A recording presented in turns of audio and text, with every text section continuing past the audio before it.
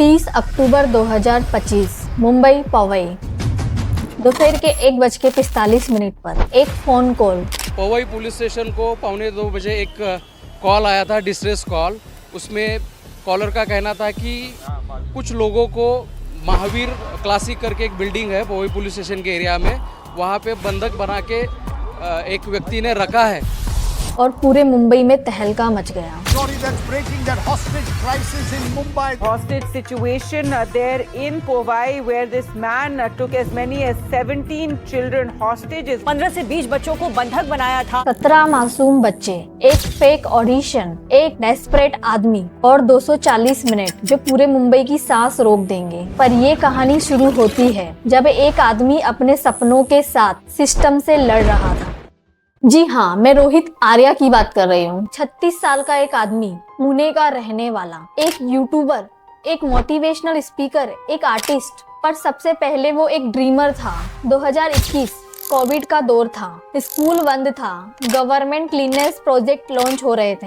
रोहित ने सोचा ये मेरा मौका है। उसने बनाया स्वच्छता मॉनिटर, एक कॉन्सेप्ट जहां स्कूल की क्लीननेस को मॉनिटर किया जाएगा। उसका प्रोजेक्ट गवर्नमेंट ने 9 लाख में अप्रूव किया, पर रोहित का विजन बड़ा था। रोहित ने अपने प्रोजेक्ट के मल्टीपल वर्जन बनाए डिफरेंट स्कूल्स के लिए और क्लेम किया 2 करोड़, पर गवर्नमेंट ने एक ही प्रोजेक्ट अप्रूव किया 9 लाख का। अब यहाँ से 2 कहानियाँ शुरू होती हैं, एक कहानी रोहित की, एक गवर्नमेंट की। तो हम रोहित की कहानी के बारे में बात करते हैं। रोहित की कहानी। गवर्नमेंट ने मेरा काम चुरा लिया, मुझे पैसे नहीं दिए, क्रेडिट नहीं दिया। टेन्शन करतोय तुम्ही करा। ते पूर्ण प्रोजेक्ट झाला, संपला, सगळं केलं, पण पैसे काही दिले नाही। त्याला रेसिग्नेशन दिलं नाही की ते प्रोजेक्ट रोहित आर्यांचं आहे, कुठेही त्याचं नाव नाही, काहीच। गवर्नमेंट की कहानी। अनऑथराइज्ड प्रोजेक्ट्स थे, प्रॉपर डॉक्यूमेंटेशन नहीं थे, सिर्फ एक वर्जन अप्रूव था। तो सच क्या था? सच शायद इन दोनों के बीच में था, पर जो क्लियर था वो ये कि रोहित बहुत फ्रस्ट्रेट था और वो चाहता था दुनिया उसकी आवाज सुने।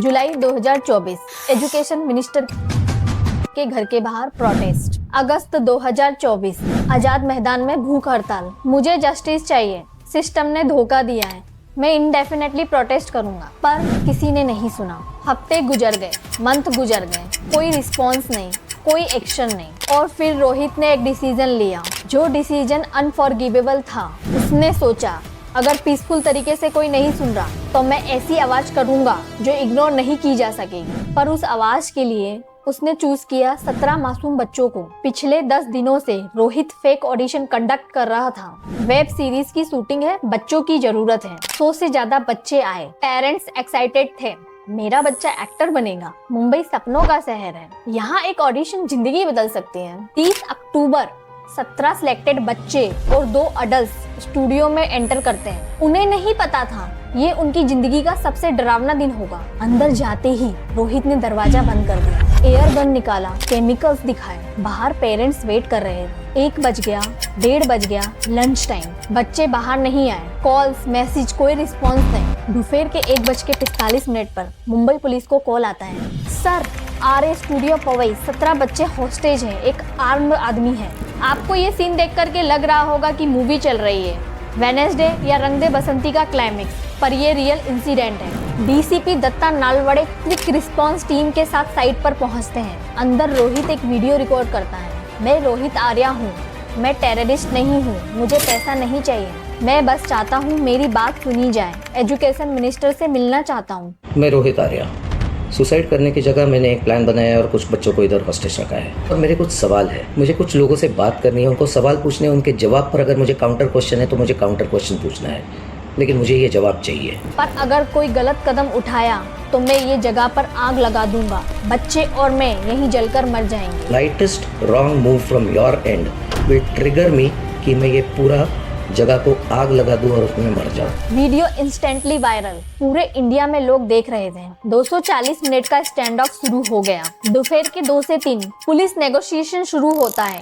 रोहित प्लीज बच्चों को जाने दो, हम बात करेंगे। पर रोहित अपनी डिमांड्स पर अटका था। मुझे मिनिस्टर चाहिए, मीडिया चाहिए, मेरा पैसा चाहिए। बाहर पेरेंट्स का हाल, कुछ रो रहे हैं, कुछ प्रे कर रहे हैं, कुछ कोलैप्स हो रहे हैं। अंदर 17 बच्चे स्कैर्ड और कंफ्यूज, उन्हें समझ नहीं आ रहा है क्या हो रहा है। दोपहर के 3:30 से 4 नेगोशिएशन फेल हो रहा है। रोहित कॉम्प्रोमाइज नहीं कर रहा है, पुलिस को डिसीजन लेना पड़ रहा है। दोपहर के 4:15 पर क्विक रिस्पांस टीम को ऑर्डर मिलता है, फ्रॉम द बिल्डिंग बच्चों को बचाओ किसी भी कीमत पे। एंट्री पॉइंट बाथरूम का window, 8 commando, silent entry, element of surprise, बच्चों की सेफ्टी प्रायोरिटी। दोपहर के 4:20 कमांडोज बाथरूम से एंटर करते हैं, स्लो, साइलेंट, कैलकुलेटेड। दोपहर के 4:35 रोहित बच्चों के बीच गन लेके खड़ा था। Police officer Amul Waghmare, anti terrorism cell देखते हैं सिचुएशन। रोहित एक बच्चे को गन पॉइंट कर रहा है, डू और डाई। अमूल वाघमारे एम करता है, सरेंडर। रोहित अपनी गन राइज करता है, ऑफिसर गन चला देते हैं। रोहित गिर जाता है। शाम 4:55, 19 होस्टेज सेफ है, 17 बच्चे, एक ग्रैंड मदर, एक स्टाफ, सब सेफ। Rescue complete. पेरेंट्स अपने बच्चे को गले लगाते हैं, रो रहे हैं, थैंक यू बोल रहे हैं। Mumbai police heroes, but Rohit Arya hospital declare death. 240 minute जो मुंबई कभी नहीं भूलेगा, खत्म। पर कहानी यही खत्म नहीं होती।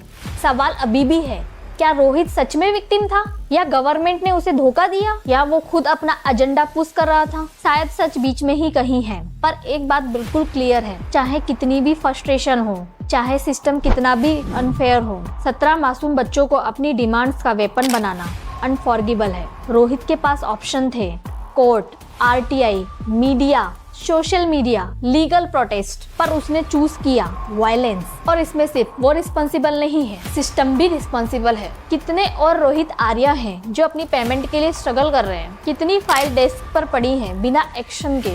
सिस्टम को बेटर होना चाहिए, ट्रांसपेरेंसी चाहिए, फास्टर प्रोसेसिंग चाहिए, अकाउंटेबिलिटी चाहिए, पर वायलेंस कभी सॉल्यूशन नहीं हो सकता। बच्चों की सेफ्टी किसी भी डिमांड से इम्पोर्टेंट है। मुंबई अभी नॉर्मल है, आरए स्टूडियो बंद हो गया है, पर ये इंसिडेंट याद रहेगा। आपको क्या लगता है, रोहित आर्या सही था या सिस्टम सही था? पर रोहित ने जो रास्ता चुना, 17 बच्चों को होस्टेज बनाया, वो तो डेफिनेटली गलत है। पर मुझे ऐसा लगता है बहुत से ऐसे रास्ते थे लीगली जिसमें रोहित जा सकता था। मीडिया को अप्रोच कर सकता था, वीडियो क्रिएट कर सकता था, कोर्ट जा सकता था, बहुत से ऐसे रास्ते थे। लेकिन मैं चाहती हूँ आप कमेंट में अपनी राय जरूर दीजिए। सिस्टम ने जो उसके साथ किया वो एक एनकाउंटर था या मर्डर था?